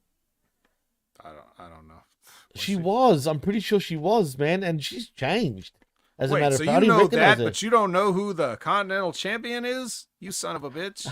I know. What the hell? But no shit. She looked differently. What is she, air steward now because she's part of what do you call it? The fucking I air believe they fucking like to be idiots. called flight attendants now. Or whatever the hell, She right? had her little hat, you know, the flight And attendant hat. her little Yep. tie. I She cut a mean, promo too. And guess what? This got interrupted because you can't just be standing backstage with mic time and not get interrupted, right?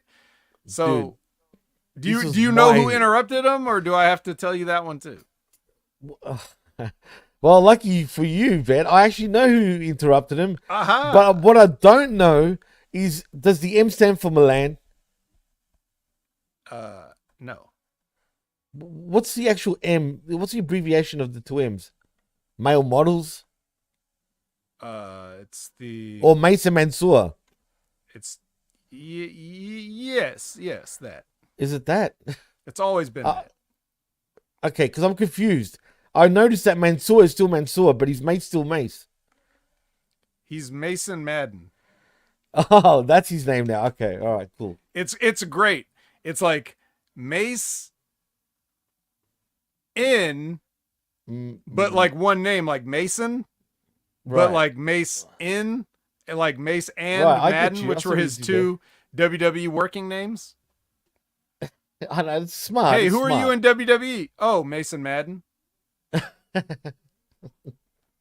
Well, look, I'm actually digging these two, and maybe because I've watched some of their podcasts and I kind of like their friendship. I didn't realize how close these two truly are, and they're kind of funny. Especially naturally after this match.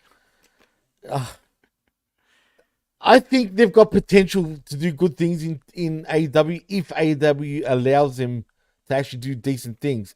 Now that I look back on it, was the maximum male models really such a bad thing for them? I think if they were off the leash a little bit, they can make that gimmick actually really work. But again, I'm clinching at straws because today's professional wrestling is so bad that I'm starting to sort of dig these two. Here's the problem. When you get a gimmick like that, it's definitely a rib on you. That's true. Okay, so Vince McMahon thought he was being funny, and he did it to punish those guys for whatever. And, you know, probably for not getting over, even though it was his fault. And then you throw LA Knight in there, and we're like, we're gonna fuck with this guy. So we're gonna lump him in with this. And then we got a hot blonde, and since I'm into that, we're gonna put her with the group. So the whole thing is a Vince McMahon rib, the entire thing. Now here's the problem. When Vince McMahon ribs you, and you go out there and do your best, he loses interest. Yeah, he's not. It's not a, you know. Think of another instance where he thought he was ribbing people. He took Mandy and put him with Otis, and they ended up becoming shoot friends out of it. Right. So he lost interest. He wants them to complain. He wants them to be disgusted. He wants to see them squirm and just be uncomfortable doing gay stuff. That's what he wants. That's what he wants to laugh at. And if they're going with it, if they're yes-anding him, if they're taking it to the next level, he loses it. Oh, this isn't what I wanted. I wanted you people to be miserable. That's what people just don't understand about how this company's been run for the past 40 years. So now these guys are still not giving up on it. They're like, we'll show you, you know, we'll take this to the indies and we can do anything we want. And we're going to do this because they saw the potential in it. And just calling that Vito was doing, but he was doing that before he even got to WWE, to be fair. So, yeah. At least he still runs with it. And shout outs to Big Vito, just quietly. Well, no, he's talking about the dress, bro. He's talking about the dress. I know. But he was doing the dress thing even before WWE, if you remember. He was doing it in WCW as well. No, I don't remember. And that's not the story that he's ever told. He says that they gave him the dress. It was like 2007 or something. Wow, why do I get impressions that he was doing that in WCW as well? I gotta look that up, man. It's not Jimmy's Day, guys. But you know, the point is, the best part of this was when we found out what TSA actually stands for. Do you remember what TSA stands for, Jimmy? Please enlighten me. I guess it's better to just say it. Say it. TSA, because remember, it's Top Flight and their new flight attendant, Layla Gray. TSA stands for That Style Is Ass. Where's your rim shot, Jimmy? You expect me to, yeah, I should have done it. But do you really expect me to fucking really pay attention to that bullshit? Honestly, Yes. It was so the line of the dumb. show. We got flight attendants and top flight. And male It's models. just and male models. It's getting out of hand, man. All right. I'm well, how about confused. this? I'm lost. It's just weird, bro. How about Well, this please. then? Maybe Thunder Rosa is more your speed. Maybe her match with Taya Valkyrie will put some pep in your step. She's got Johnny TV with her too. Good old husband Johnny. Yeah. He's like the flight attendant of this match. He's so fucking. Anyway, whatever. This is dumb. Why are we getting too much of this bullshit? Can someone please explain what's going on with this company, please? I don't know. Someone. In all seriousness, though, I did kind of watch this match a little bit, but only because I was, I wasn't like, eating my salad or whatever. I just was done, so I looked at the match. You didn't scoff? Yeah, I was like, it occurs to me that at one time, at a point in time, this match could have been a money match. Instead, it's just like a random Collision Saturday opposite SummerSlam. Like, not even the main event. You're just looking at this. But these two women were spoken very highly of, at different points in time on what they were doing, independently.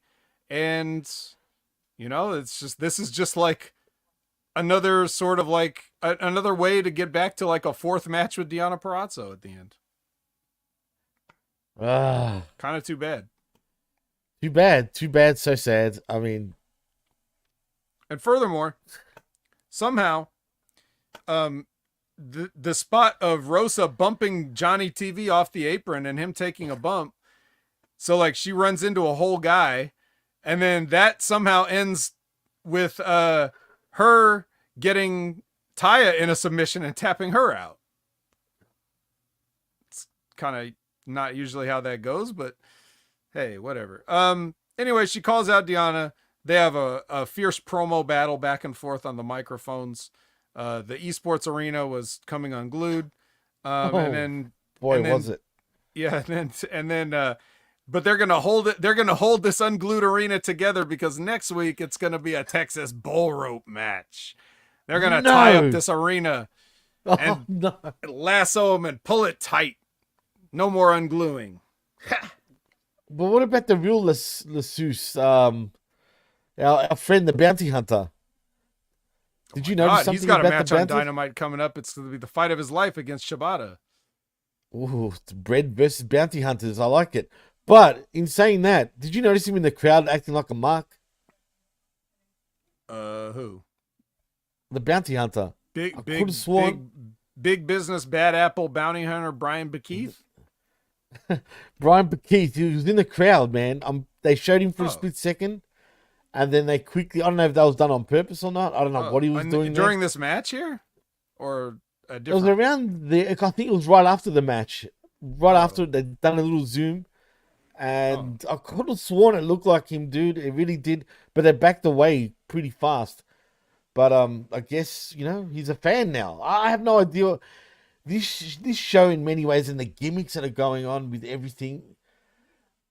I hate to say it, but it's starting to look like, when you really break it down, and it's nothing against anybody that's into that, but does it come across as kind of an LGBTQ TABC, whatever it is, kind of promotion? Because it's starting to look like, think about all the gimmicks that are coming, literally, right now. You got male models, flight attendants, top flights, Titty City, the Mansoor and Mace. You already mentioned. I can go on and on. Models. The male models. You said the male models twice. You got the Acclaimed, scissoring.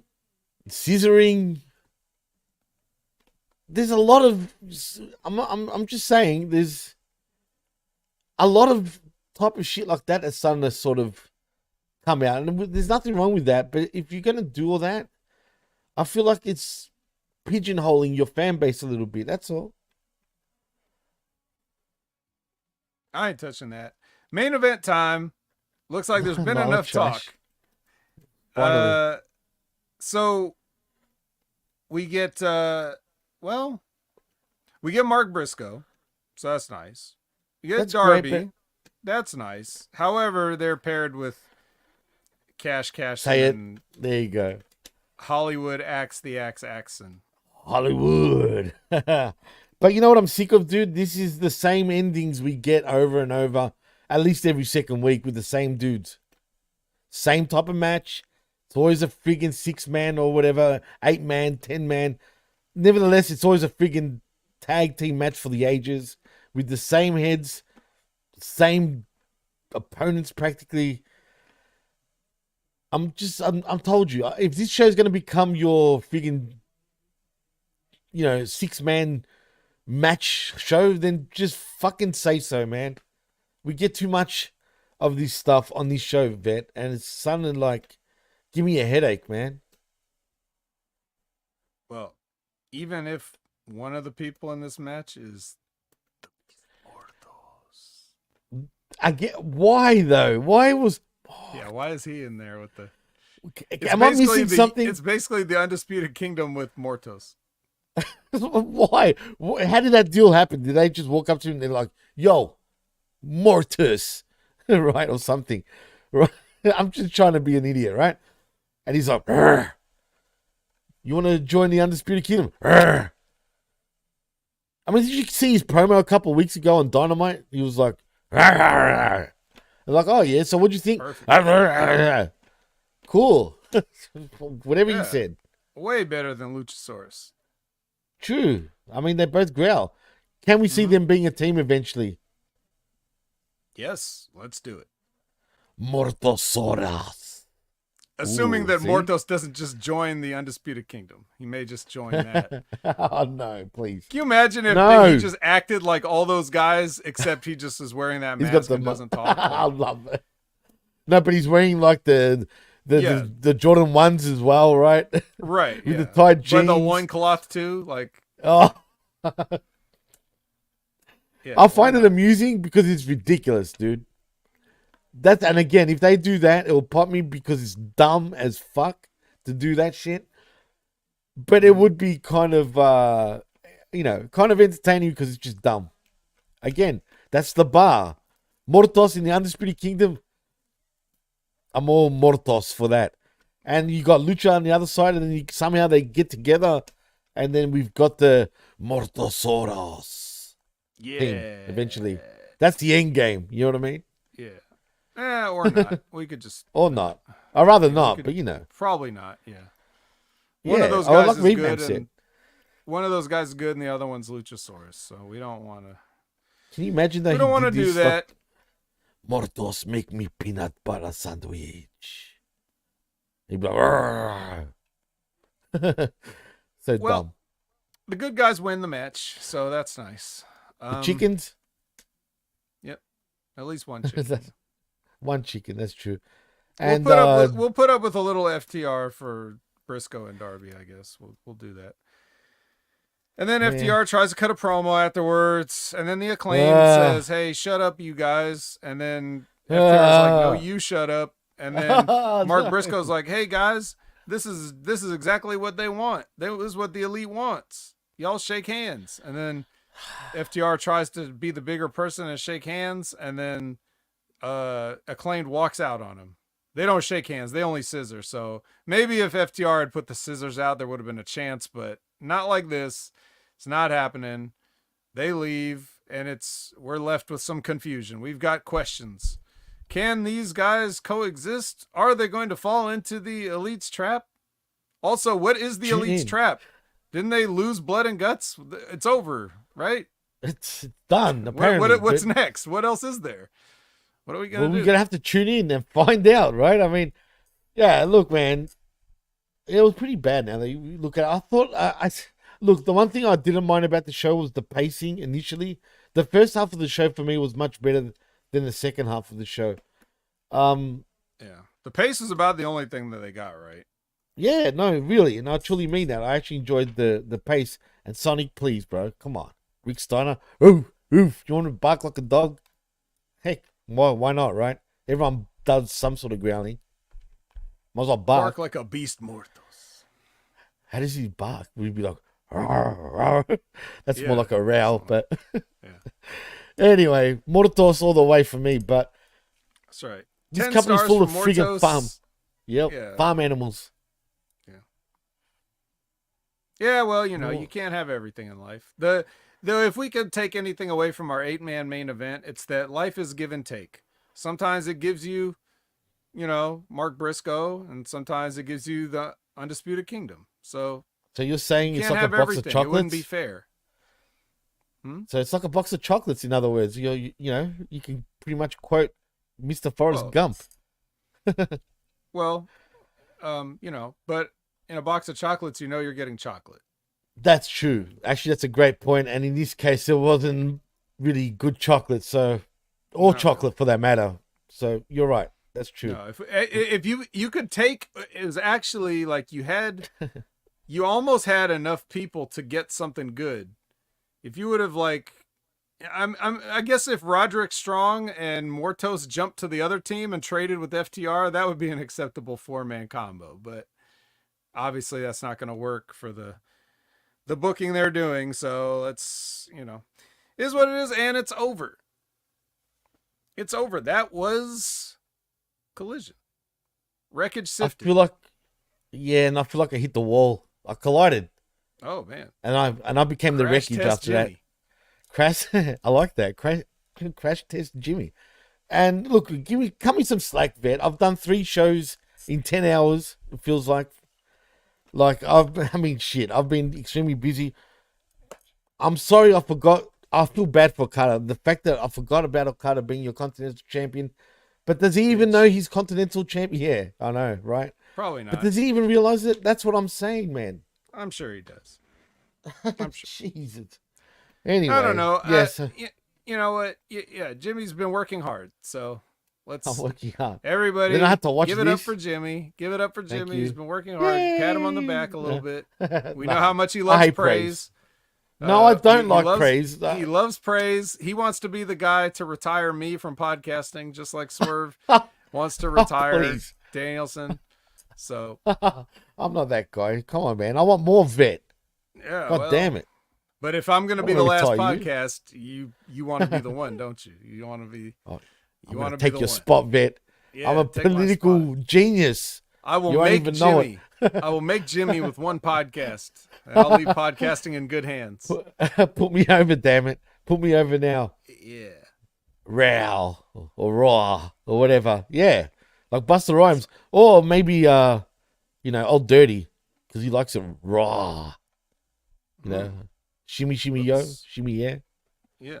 Just wanted to say that. Yep. So in saying that, vet, what would you grade this shit? I'm gonna grade this show like Just come on, be honest. It's a D plus. Oh, it's a D plus. If it wasn't for Mortos. Yeah, a little bit of Mortos, like a lot of the, a good let's see, what was it? Let's see. What's 3 out of 8? 3 out of 8 is what? Mortos. 3. It's like 30-some%, right? It's like if it wasn't for 30-some% of that main event, this could have easily got an F. I like that. I mean, MXM collection was okay, but they were only on for like 30 seconds. Hey, that's good enough for me. Trying to think. Well, they had that great line about TSA. What was let's see, let me go back over the menu real quick. Patriarchy, no. Sammy, no. Hologram, okay, but I didn't really watch, so no. No. He didn't do much really in this match, to be fair. Got a Kyle Fletcher match. You're begging for an F. You got Ishii the All-American hero. It was a triple threat match, and he lost. Yep. That's true. Thunder Rosa is it's just more stuff with Deanna, so there's really nothing to look that forward to. She wore a mask out to the ring this time, and she had different makeup. It was like half her lower face. She does do occasionally. Right. Yeah. So, Yeah, that all that stuff is just enough to raise it from an F to a D plus. It's really not, you know. This is still a see me after class type deal. Not an AB conversation, then we can see ourselves out in this case. None of that. Pretty much. So it's a D minus. D plus for me. I did initially enjoy the show at first. Pacing was actually good, weirdly enough, even though the show wasn't reflecting that in many ways. Yeah. It just got from decent for me to ridiculousness all in one go. Like, they decided to do the second half with all these weird characters appearing and just weird things, and I'm just glad we didn't get Titty City. That's all I care about. Yeah, we didn't get that, which Lab Rat doesn't like that we didn't get him. But you've been tested, haven't you? But I think Titty City. we've established our ongoing criticism of the show is that they've got the formatting down, and now they just need the pieces to keep us interested. So it really does depend on who's booked that night. That's all it is. That's true. And it's literally, they must pick like straws to see who's going to appear, because sometimes it makes no sense. Sometimes the show comes across as like a Ring of Honor show, right? It really does. I mean, at times. And then sometimes they want to stack the card. They're shooting Ring of Honor in this building now too, so sometimes it literally is a Ring of Honor show. Lab, I don't need that sauce, brother. Clearly you had a taste of it and you liked what you tasted. I mean, come on. Damn, that's why you're the lab rat. The crab cat. Yeah. Anyway. So yeah, D's all around. Could have been an F. But pacing saved it for me. D's nuts. D's nuts. Exactly. And I expect better, and hopefully I have seen the trend though, Vet. I think next week we're gonna get a better show. Hopefully. But then you get the hell out of this friggin' esports place. Sorry, I mean, we're stuck here for a while. How much longer? Through summer, at least. Oh, yeah, it is all the way through summer. You're right. So at least another month. God damn. And in saying that... wrap up the last Saturday of August. Well, that's true. And can I ask one more thing before we do go? I forgot to mention about the contract negotiations and all that. Can we possibly get AEW on Animal Planet at this point? I'll be down for that. Got a whole bunch of we have a Beast Mortals. Right, we've got a Luchasaurus. And a dinosaur. and a tiger. And a tiger. Tiger. And a chicken. I mean, come on. Chicken. I mean, we need Shark Boy, and then we can do Shark Week all over again on Animal Planet. AEW on Animal Planet. I can see it. Why not? That'll be great. Yeah. But in saying that, I love it. It's just... I just want to say, just whatever about the negotiation. We don't really know anything. It's just people keep throwing shit out there. But I do find it entertaining personally that two complete fuck-ups of companies both think they have the other one over a barrel. It feels that way, right? Like weird, WBD really thinks that they're going to fuck over AEW, and AEW really thinks they're going to fuck over Warner Brothers Discovery. Like, you both are drowning right now, and you just need to admit that you both need each other. So quit playing around and just get the deal done. But dude, you're both frauds and you're both incompetent. So let's just quit with the charades. Quit playing charades and just sign the deal. Sign it, for fuck's sake. But you know what's even funnier though, Vet? The thing is that, well, maybe it's sad, AEW doesn't even have a plan B, to be honest, and their way of claiming they don't, that they would have a plan B, but they're loyal to WBD. You know what I'm saying? They're so loyal that they wouldn't look at anybody else. Sure, Tony. Sure. Right, and then you got that motherfucker Zaslav like, we don't need the NBA. Oh wait, yes we do. Like, get out of here. Get out of here, all of you. They claim they got screwed as well on top of that. Frauds, you're all frauds. Yeah, just blow it up. TNT, blow yourselves up. Boom, boom, bang. There goes the dynamite, right? I mean, makes sense. Goes hand in hand. How the hell are you gonna play hardball with your little wrestling company that you have, and then go ahead and say something publicly like, "We're open to being acquired"? You bitch. You fucking bitch. Where's Okada to tell you guys? Shut up, bitches. Shut up, bitches. He's talking to Warner Brothers Discovery when he says that. Oh, Probably it's is. hanging in the closet. Oh man, I want you to wear it on the show one time, man. I'll wear it when he shows up. Whenever that is, who knows? Right. But Yeah. I advocate AEW, Animal Planet, Shark Week. It could be Elephant Week, Dinosaur Week, doesn't matter. AEW on Animal Planet has a nice ring to it. I can picture it too. What would be worse?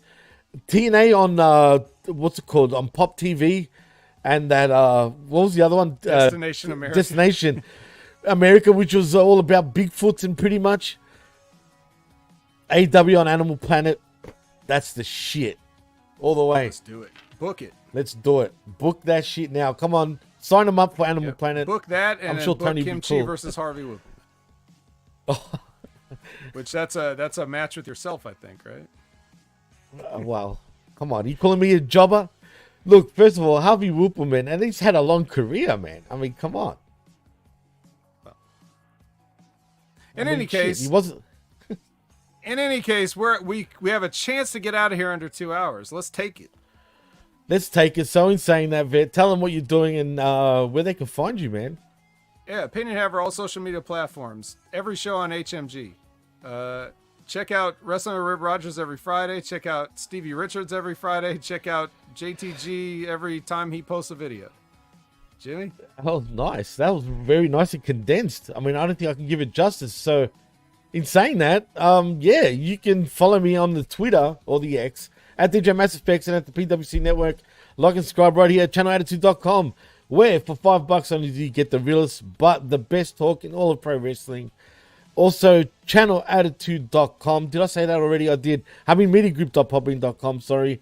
For all our affiliate shows and at the PWC Network on the YouTube for now, because we're on a bit of a hiatus, as I've been saying for now, because I can't do shit on my own, just on my own. What's for? And it seems like, you know, I'm doing so many shows every year. What's the fucking point anymore, right? I mean, damn. But in saying that, I think that's a wrap, Vet. So I'm going to say goodbye. I am Jimmy T. That is the Vet, Jamie Williams.